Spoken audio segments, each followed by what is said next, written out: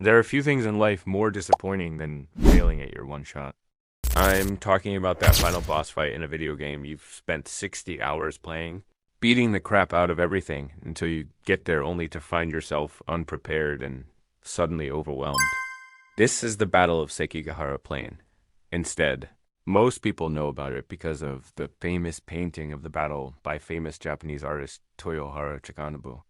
In it, we see a wide plain with two large armies facing each other. On the right side are the Western Army led by Ishida Mitsunari, and on the left is the Eastern Army under the command of Tokugawa Ieyasu. So you die. Again, one shot. One opportunity to seize everything you've been working for. See, his general and top military commander, Tokugawa Ieyasu, was busy putting down a rebellion in the Kanto region and wouldn't be available to return to assist in the campaign against Odani and Nizai for another month. So Nobunaga needed someone else to fill in. He chose Ishida Mitsunari.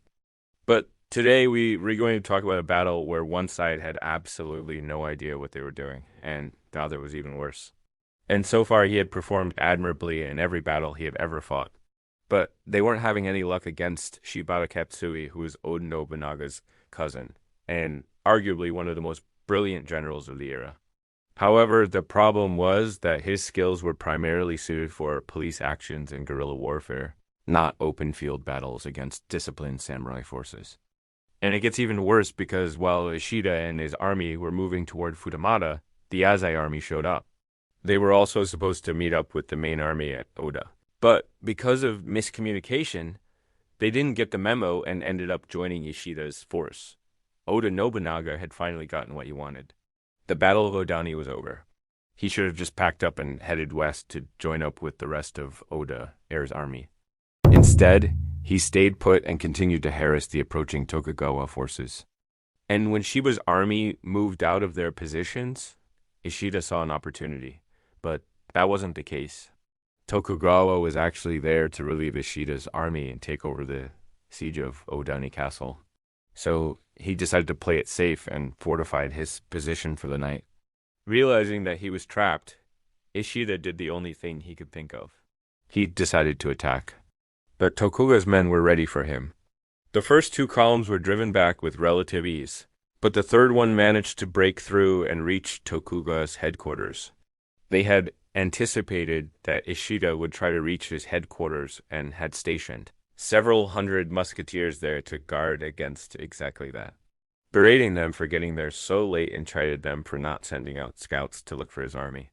The surviving members of his command either surrendered or were killed.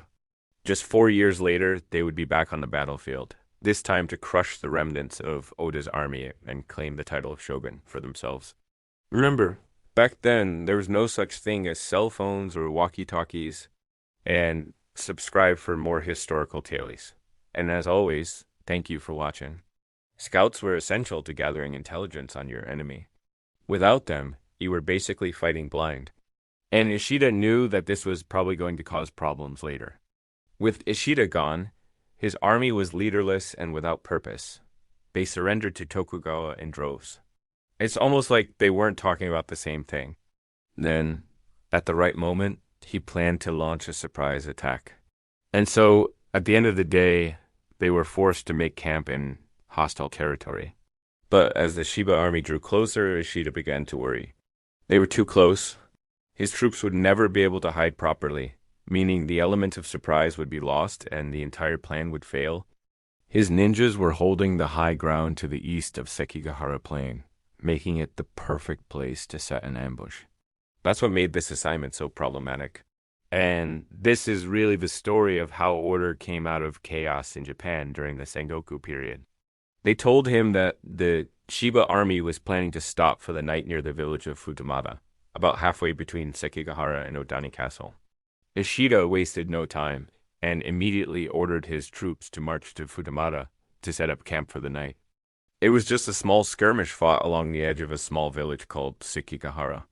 Sure, the name of the battle changed to match the location, but come on, everyone knows that this battle isn't even technically at Sekigahara. Now, if you're familiar with Japanese history, you may have heard of this battle before, but chances are it won't be for its military tactics or strategies.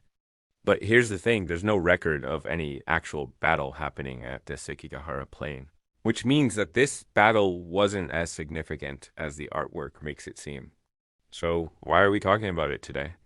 Well, while the battle itself wasn't that big of a deal, the forces involved certainly were. By the late 1570s, Oda Nobunaga had laid waste to much of central Japan and was marching toward Kyoto, the seat of the shogunate and the puppet emperor.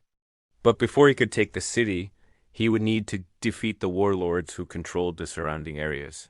One of these was Eizai Nagamasa, who commanded a large force from his base in northern Omi province. Another was Shibata Katsui, who controlled southern Omi from his base in the small village of Odani. Now, the plan was to defeat these guys once and for all, but Nobunaga had a bit of an issue.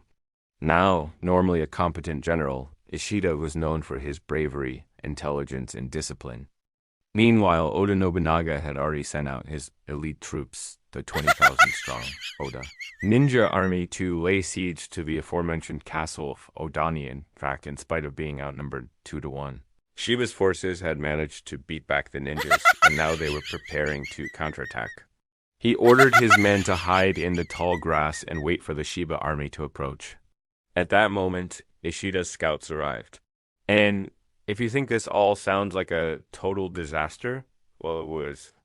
Ishida was so pissed off about all the screw-ups that happened that day that he decided to take out his frustration on the Ozawa forces. The next morning, Ishida received a report telling him that Tokugawa army had arrived at Odani Castle, and that Shibata Katsui had fled to the castle. So Ishida's mission was complete. See, up until this point, Ishida had been operating under the assumption that he was supposed to hold off Tokugawa until the rest of Oda's army arrived. And what makes this whole situation so incredibly stupid is that Ishida and Tokugawa had been corresponding through letters the entire time, and none of those letters ever mentioned any of this. Anyway, by the time they realized that they were both there for the same reason, the opportunity for retreat had already passed. Tokugawa Ieyasu wasn't a fool, and he knew that trying to fight Ishida Mitsunari in the open field would be nearly impossible. When Ishida arrived the following day, he saw that Tokugawa had set up shop in the middle of the plain and wasn't budging.